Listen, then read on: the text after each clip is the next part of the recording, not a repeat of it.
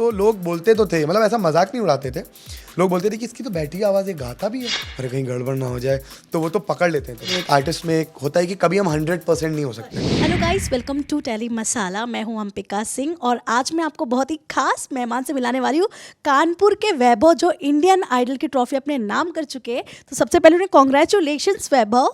Thank you so much ma'am, thank you so much.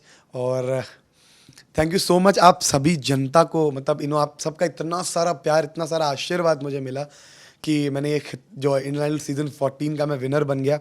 सो मैं आपका तो ज़िंदगी भर शुक्रगुजार रहने वाला हूँ। मैं जानता था आप सब बहुत प्यार देते हैं और आज मैंने, मतलब मैं देखता हूँ इंस्टाग्राम पे जब मैं मैसेजेस देखता हूँ कि आप सब इतनी प्रेयर्स करते हैं मेरे लिए, इतनी दुआएं, तो बहुत खुशी होती है। और thank you so much everyone इतना सारा प्यार देने के लिए। वैभव, एक कहावत है कि सपने देखो सपने पूरे होते हैं। जो आपने आज एक एग्जाम्पल वापस सेट कर दिया है, कानपुर से आए और एक अलग ही छाप छोड़कर जा रहे हो, विनर बन गए हो। क्या कहना चाहोगे, फैमिली वालों को कितना क्रेडिट देना चाहोगे इसके लिए? मैं सबसे पहले तो एक क्रेडिट जो है मैं अपनी फैमिली को देना चाहूँगा, क्योंकि मेरे परिवार ने मेरा बहुत साथ दिया। मतलब मेरे लिए वो स्तंभ थे पूरे। मतलब ये जर्नी मेरे लिए इतनी कमाल रही है। और मतलब मैं आपको बताना चाहूँगा कि ये मेरी म्यूज़िकल जर्नी में, मतलब ये मेरा जो फैमिली बैकग्राउंड है ये म्यूज़िकल नहीं रहा है। सो ये आज मैं इंडियन आइडल 14 का विनर बन गया हूँ और इसके पीछे मैं पूरा श्रेय मैं अपनी फैमिली को देना चाहूँगा, अपने पिता को देना चाहूँगा कि उन्होंने मेरी माँ बनकर और मेरे पिता बनकर, मेरा फ्रेंड बनकर मेरा साथ दिया। मेरे फैमिली वालों ने हमेशा सपोर्ट किया, इतनी दूर दूर मुझे ऑडिशंस में लेके जाते थे। और मतलब उनको मैं क्या, मतलब उनको तो हम कुछ नहीं दे सकते। मैंने तो जो उन्हें आज गर्व महसूस करवा पा रहा हूँ, यही मेरे लिए बहुत बड़ी बात है। और ये सब आपकी वजह से, आप ये, और जो जो लोग मुझे प्यार दे रहे हैं, इनकी वजह से ये हो पाया है। सो बस यही खुशी है बहुत कि मतलब मैं जाहिर नहीं कर पा रहा हूँ कि ये बहुत, मतलब एक होता है ना कि आप एक सपना देखते हैं, वो आपके सामने होता है, तो आप जाहिर नहीं कर सकते उसको, शब्दों में तो बिल्कुल बयान नहीं किया जा सकता। मैं हमेशा से बोलता रहता था कि मेरे सपनों का आइडल, मेरे सपनों का आइडल। हर हर म्यूजिकल आर्टिस्ट जो जिसको एक प्लेटफॉर्म चाहिए होता है, तो आप सब जानते हैं कि आइडल तो मतलब ऐसा कमाल का प्लेटफॉर्म है। आप देख रहे हैं कि पिछले बीते बीते सीजन्स में उसने कितने लोगों को कहाँ पहुँचाया है, कितनी इज्जत दी है, कितना सम्मान दिया है।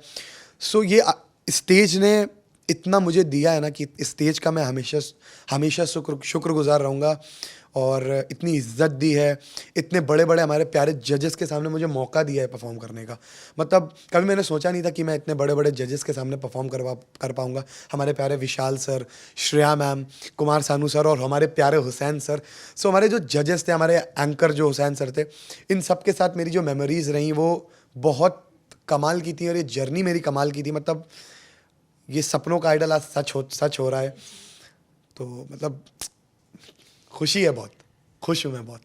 जजेस की अगर मैं बात करूँ तो किससे ज़्यादा इंस्पायर हुए हो आप? इस पूरी आपकी जो जर्नी थी, इसमें किसने आपको सबसे ज़्यादा सपोर्ट किया है, आपको ऐसा लगता है? मैं बोलूँगा कि सबका सपोर्ट रहा है, मतलब सारे जजेस का। क्योंकि मैं देखता था कि जब गाना में कोई गाता था तो एज कंपोज़र के व्यू से हमारे विशाल सर देखते थे, और मतलब गाने में क्या फील है और क्या लिरिक्स हैं। हमारी श्रेया मैम और सानू दादा देखते थे कि क्या, मतलब सबका एक एक अलग व्यू पॉइंट रहता था। तो वो चीज़ें जब हमको बताते थे वो, कि वैभव ये कमी रह गई थी, क्योंकि हर परफॉर्मर में, एक आर्टिस्ट में एक होता है कि कभी हम 100% नहीं हो सकते। सो हम कोशिश करते थे कि हम अच्छा करें। सबसे बड़ी बात ये है कि हम परफॉर्म करने के बाद हमें ये पता चलता था कि जजेस हमें बताते थे कि ये कमी रहेगी और ये अच्छा था। तो बहुत कुछ सीखने को मिला है मुझे इस जर्नी में। और मैं जब आया था तो मैं यही सोच कर आया था, मैं बस हरफन मौला था। आप मुझे शो में देखोगे तो मैं कुछ भी, मतलब मेरा अलग ही चलता रहता था। मैं सोफे पे भी बैठता था तो मेरा अलग ही डांस वांस। तो मैं बस म्यूज़िक एंजॉय करने आया था, आइडल में सीखने आया था, और बस लोगों तक अपनी आवाज़ पहुँचाने आया था। और मुझ में गाता गया और पता नहीं लोगों के दिल में मेरी आवाज़ घर कर गई, और आज ये खिताब मेरे हाथ में। तो सीखा तो मैंने बहुत है, मतलब इस आइडल की जर्नी में बहुत सीखा है मैंने। अब मेरे म्यूज़िक में इतना इम्प्रूवमेंट आया है, आप मेरा ऑडिशन वीडियो देखेंगे तो बहुत इम्प्रूवमेंट है। तो मैं थैंकफुल हूँ अपने प्यारे जजेस का, हमारे म्यूज़िक मेंटोर्स का, कि उन्होंने इतना प्यार दिया, इतना आशीर्वाद दिया कि मैं म्यूज़िकली थोड़ा इम्प्रूव हो रहा हूँ और हो पाया। फिनाले वाले दिन आपके लास्ट मोमेंट जब था, अनाउंसमेंट होने वाला था विनर, उस वक्त दिमाग में क्या चल रहा था?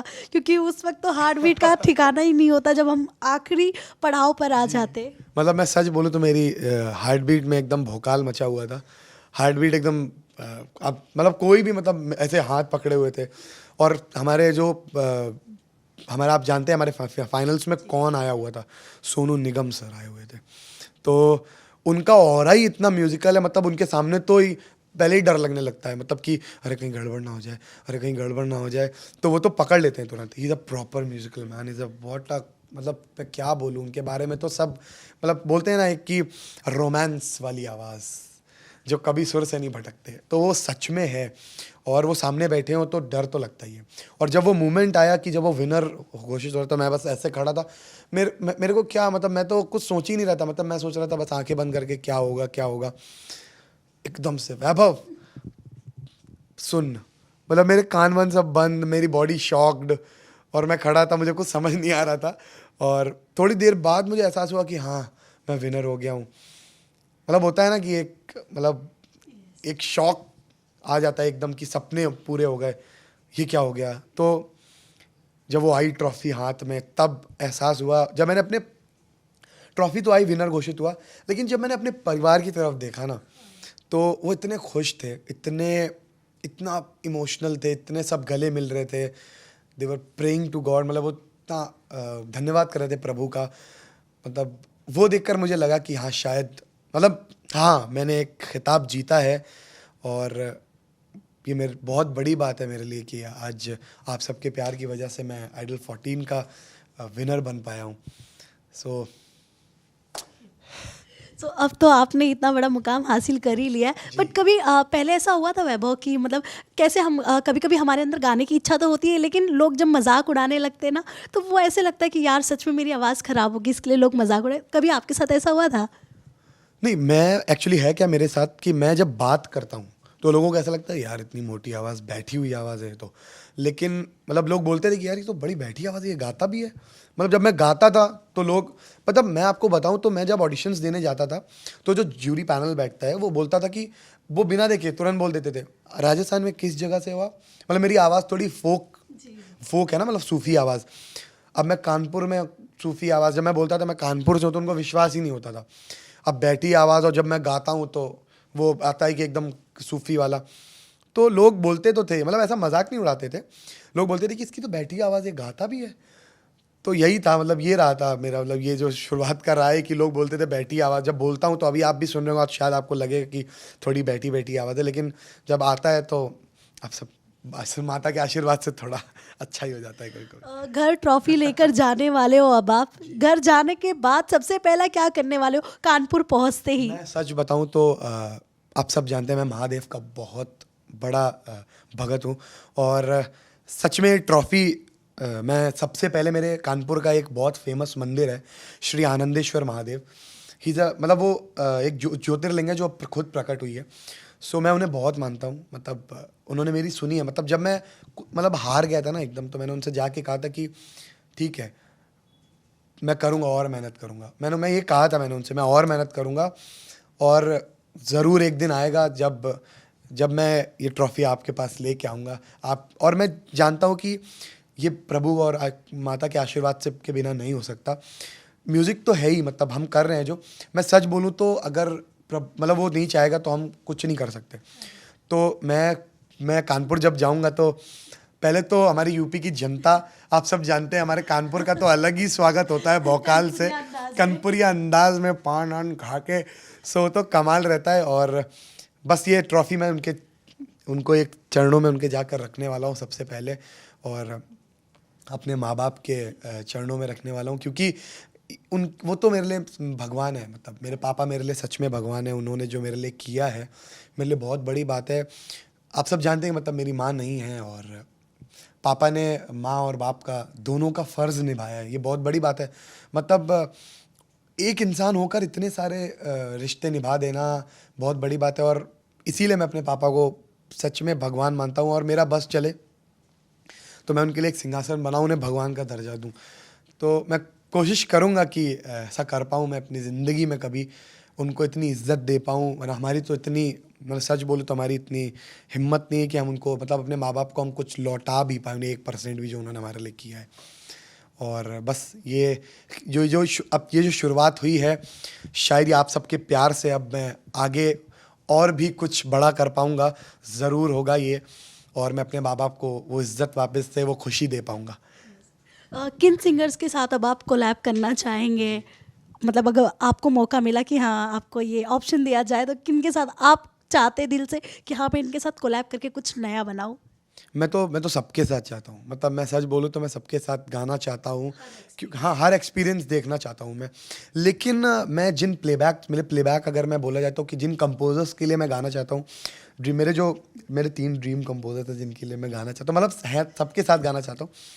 मैं विशाल शेखर सर के साथ तो मतलब मैं काम करना चाहता हूँ। मैं उनका म्यूज़िक इतना कमाल है, मतलब आप गाने सुने होंगे आपने उनके कि आज शेर खुल गए, मतलब इतना कमाल है उनके गाने, मतलब झूमे जो पाटा इतना मतलब लोग तुरंत ग्रूव होने लगते हैं उनके गाने, उनके एनर्जी। और सलीम सुलेमान सर के लिए मैं गाना चाहता हूँ, और मेरे dream composer A R Rahman and Ajay Atul, इन दोनों के लिए मैं मतलब ए आर रहमान सर तो मतलब उनके लिए मैं क्या बोलूँ, उनका म्यूज़िक तो सीधा दिल चीर देता है, सीधा दिल तक जाता है उनका म्यूज़िक, मतलब लिरिक्स ले लो, कॉम्पोजिशन ले लो। अजय अतुल सर तो वाह, मतलब उनके कॉम्पोजिशंस, उनका वो सोचना, sir you all are legends. मैं आपके साथ काम करना ज़रूर चाहूँगा, मैं मेहनत करूँगा। तो ये मेरा सपना है, ये मेरा कि मैं इन कंपोजर्स के साथ गाना चाहता हूँ।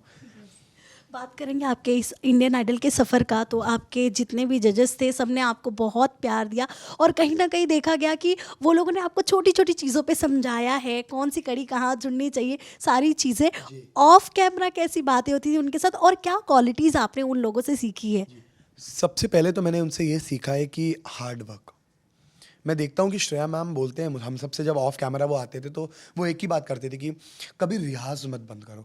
हम म्यूजिकल लोग हैं, हमको हम सरस्वती माता की हमेशा हम सेवा करते हैं, उनकी हम आराधना करते हैं, हम म्यूज़िक की आराधना करते हैं। तो वो श्रेया मैम, हमारे सारे जजेस हमको ऑफ कैमरा यही बोलते थे, सानू दादा, विशाल सर की, कुछ नया डेवलप करते रहो, मतलब रियाज में रहो हर वक्त।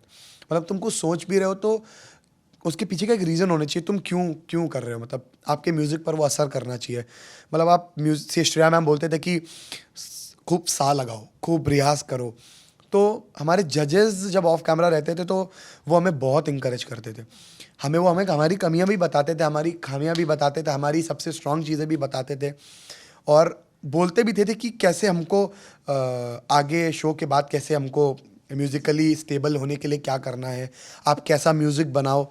सो हमने ये सब सीखा है, और बहुत कमाल की हमारी बॉन्डिंग रहती थी सानू दादा से, श्रेया मैम से, विशाल सर से। हम लोग हंसी मजाक भी बहुत करते थे। मतलब मेरी आदत है कि मैं अपने सोफे से ऐसे करता था जब वाह वाह वाह वाह वाह, तो श्रेया मैम भी वहाँ से वाह वाह वाह करते थे, तो हमारे बीच में सब मजाक चलता रहता था वहाँ पे, खूब मज़े होते थे। तो ये ऑफ कैमरा भी बहुत कमाल की हमारी बॉन्डिंग थी हमारे प्यारे जजेस से।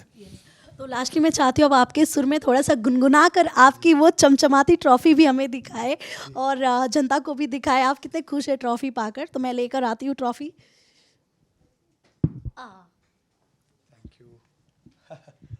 तो आप देख सकते हैं ट्रॉफी आ गई है वापस से वैभव के हाथ में, जो कि बहुत ही सूट कर रही है।